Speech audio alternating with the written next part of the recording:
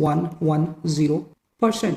तो यहाँ से अगर मैं आपसे पूछूं कि बताएं कि इन्फ्लेशन हुई या डिफ्लेशन, तो आप क्या बताएंगे कि क्या हुआ? जी बिल्कुल, इन्फ्लेशन हुई। अगर मैं आपसे ये पूछूं कि बताएं कि इन्फ्लेशन कितनी हुई है, तो आप मुझे बताएंगे कि क्योंकि इन्फ्लेशन को कैलकुलेट करना होता है इंडेक्स -1 करके, तो इंडेक्स है जी 110 का, और इसमें से जब हम लोग 110% का जब इसमें से 1 माइनस करेंगे तो डैट विल रिमेन 10%। खैर ये कोई बहुत बड़ी साइंस नहीं है, आप यहाँ से भी देख सकते थे कि ये 100 से कितना ऊपर है, ये 10% 100 से ऊपर है, तो 10% इन्फ्लेशन हुई है।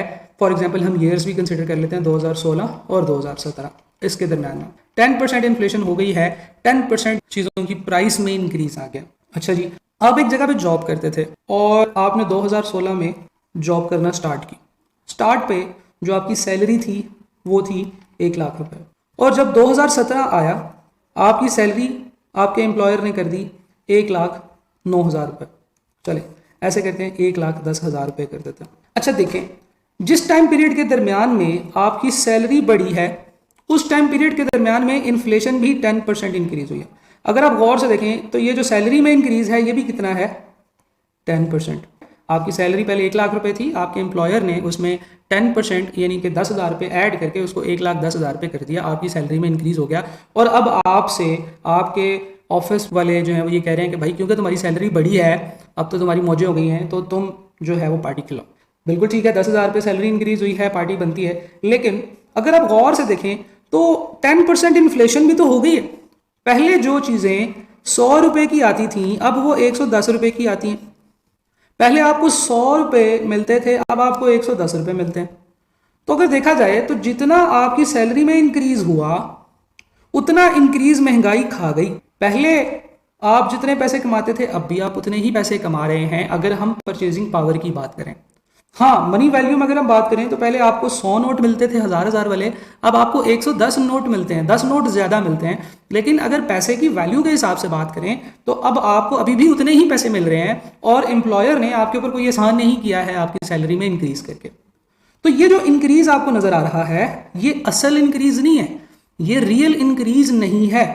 तो हम लोग कह सकते हैं कि ये जो 10% का इंक्रीज है this is not real increase. ठीक है जी, आपकी सैलरी में 10% का जो इंक्रीज हुआ है वो रियल इंक्रीज नहीं है। आप तो बिल्कुल उसी परचेजिंग पावर के साथ बैठे हुए हैं जिस परचेजिंग पावर के साथ आप पहले थे।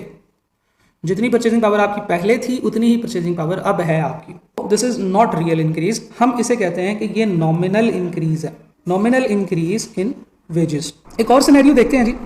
फर्ज करें कि इन्फ्लेशन थी 9% और आपकी सैलरी में इंक्रीज हुआ है 10% का, तो हम कह सकते हैं कि जो 10% का इंक्रीज है इसके दो पार्ट्स हैं।